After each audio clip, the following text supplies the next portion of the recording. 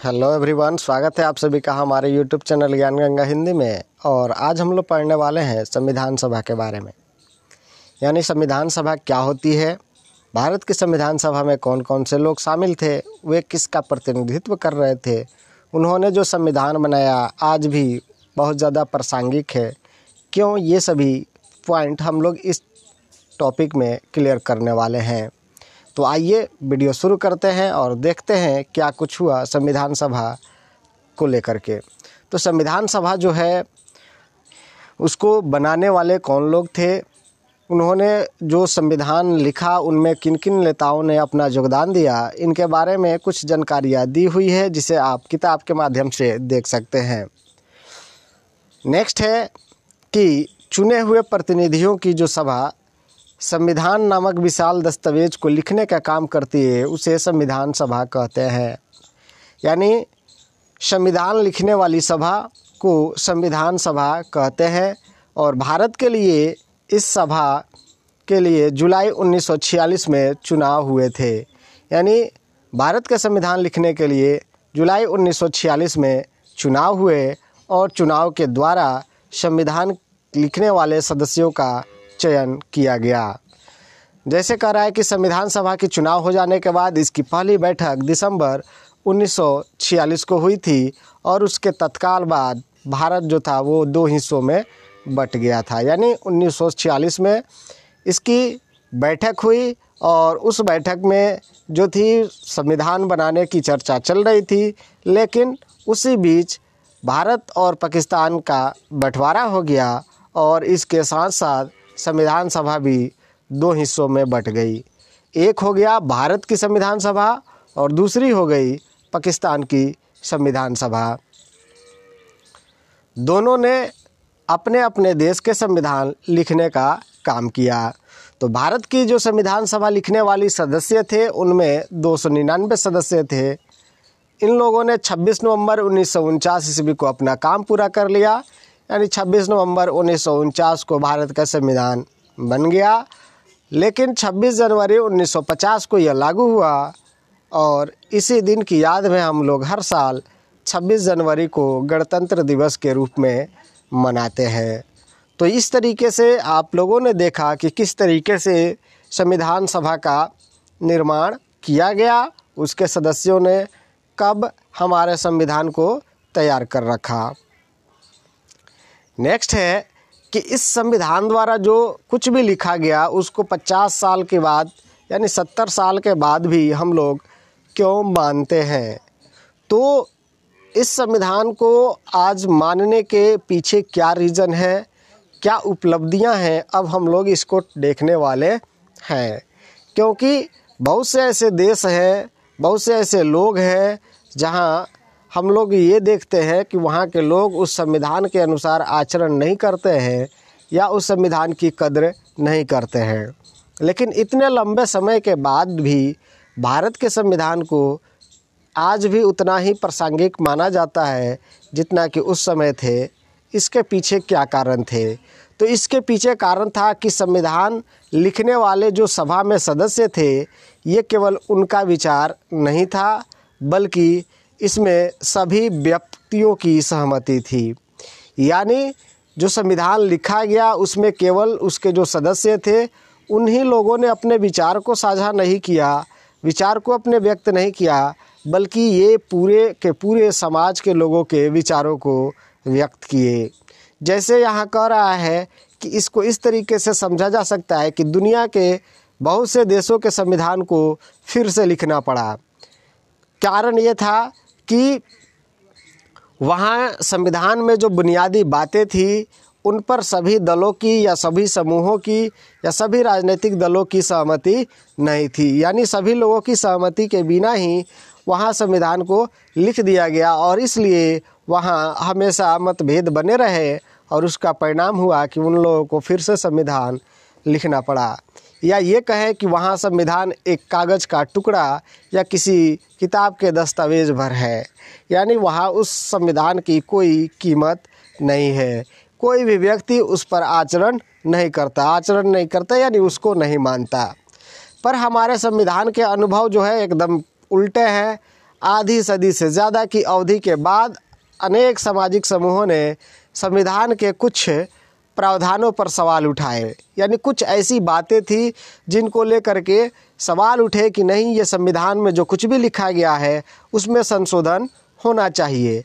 लेकिन किसी भी बड़े सामाजिक समूह या राजनीतिक दल ने खुद संविधान की वैधता पर सवाल नहीं उठाया है। यानी कुछ सामाजिक समूह, कुछ लोगों को ये लगा कि संविधान में ये चीज़ें लिखी गई है जो प्रासंगिक नहीं है, उनमें बदलाव होनी चाहिए। लेकिन इनके बावजूद भी किसी भी बड़े सामाजिक समूह या राजनीतिक दल ने संविधान की वैधता पर सवाल नहीं उठाया, और ये हमारे संविधान की एक असाधारण उपलब्धि है। यानी इससे पता चलता है कि हमारा जो संविधान है वो बहुत ही अच्छा है। इसके अलावा इसके संविधान के जो प्रासंगिक है उसके लिए दूसरा कारण है कि संविधान सभा भी भारत के लोगों का प्रतिनिधित्व कर रही थी। यानी संविधान सभा में जितने भी सदस्य थे वे सभी अपने व्यक्तिगत विचार नहीं रख रहे थे, बल्कि पूरे भारत के लोगों के विचार रख रहे थे। हालांकि उस समय सार्वभौम वयस्क मताधिकार नहीं था, यानी सभी लोगों को मत के द्वारा जो था चुनाव या प्रत्यक्ष ढंग से उनका चुनाव नहीं हुआ था।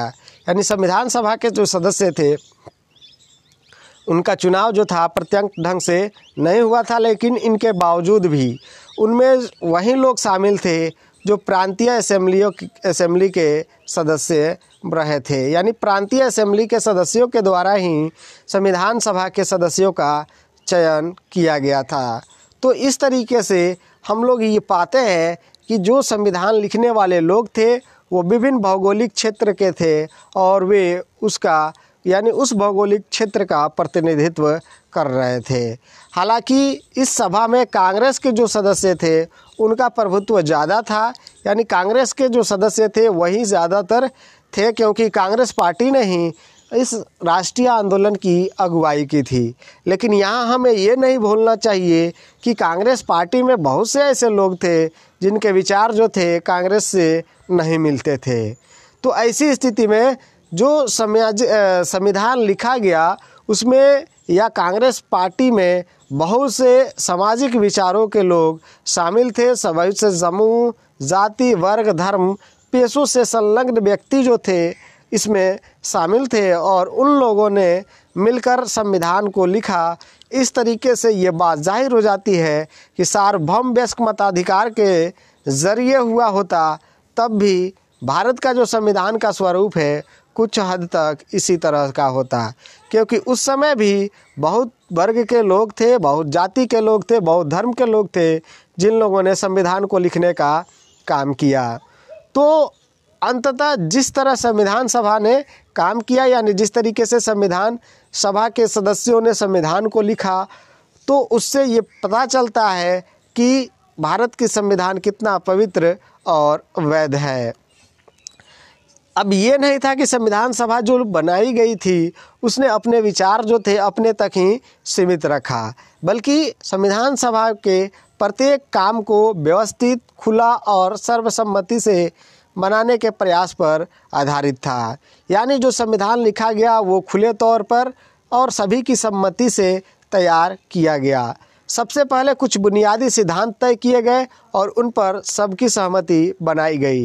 यानी जैसे समानता, स्वतंत्रता, बंधुत्व और पंथनिरपेक्ष, इन सब चीज़ों को पहले ही से तय कर लिया गया, और उस पर जब सबकी सहमति बन गई तो उसके बाद फिर प्रारूप कमेटी के जो प्रमुख थे जैसे भीमराव अंबेडकर, उनको चर्चा के लिए एक प्रारूप संविधान बनाया। यानी भीमराव अंबेडकर ने अब एक रूपरेखा तैयार कर ली संविधान की, और उसके बाद उस पर चर्चा शुरू हुई। संविधान के प्रारूप की प्रत्येक धारा पर कई दौर में चर्चा हुई। 2000 से ज़्यादा संशोधन पर विचार हुए, और जो सहमति बनी अब उन पर चर्चा हुई और कई दिनों तक चर्चा चलती रही, और इस चर्चा में 2000 से ज़्यादा संशोधन आए। यानी लोगों ने विचार किया कि इनमें इस तरह के बदलाव होने चाहिए। इस संशोधन को करने और विचार करने में 3 वर्ष में कुल 114 दिनों की गंभीर चर्चा हुई। यानी 114 दिन चर्चा हुए संविधान की जो प्रस्ताव रखा गया था, रूपरेखा प्रारूप तैयार की गई थी, उन पर सभा में पेश हर प्रस्ताव, हर शब्द और वहाँ हर कही गई बात को रिकॉर्ड किया गया और संभाला गया। यानी कोई भी अगर बात आती थी तो उस पर हर किसी के मत लिए जाते थे। उन मतों को, कही गई हर बात को रिकॉर्ड किया गया और उसको संभाल करके रखा गया है। और इन्हें, यानी जो चर्चा हुई, उन्हें कॉन्स्टिट्यूएंट असेंबली डिबेट नाम से 12 मोटे मोटे खंडों में प्रकाशित किया गया। यानी संविधान सभा डिबेट नाम से उसे 12 मोटे मोटे खंडों में प्रकाशित किया गया है और उसे रखा गया है। इन्हीं बहसों से हर प्रावधान के पीछे की सोच और तर्क को समझा जा सकता है। यानी भारत के संविधान में किसी भी अगर शब्द को लेकर के मतभेद उत्पन्न होते हैं तो इन्हीं खंडों का सहारा लिया जाता है और उससे ये समझने की कोशिश की जाती है कि भारत के संविधान निर्माताओं ने इस शब्द का इस्तेमाल संविधान में किस सोच और तर्क को लेकर के रखा था। तो इस तरीके से संविधान की व्याख्या के लिए इस बहस के दस्तावेजों का उपयोग किया जाता है। यानी संविधान में जो भी बातें हुई उसकी चर्चा के लिए, उसको समझने के लिए इन कॉन्स्टिट्यूएंट असेंबली डिबेट के सहारे का लिया जाता है। तो बस आज के लिए इतना ही। मिलते हैं फिर अगली वीडियो में अगली टॉपिक के साथ। तब तक आप पढ़ते रहे, सीखते रहे, देखते रहे। धन्यवाद।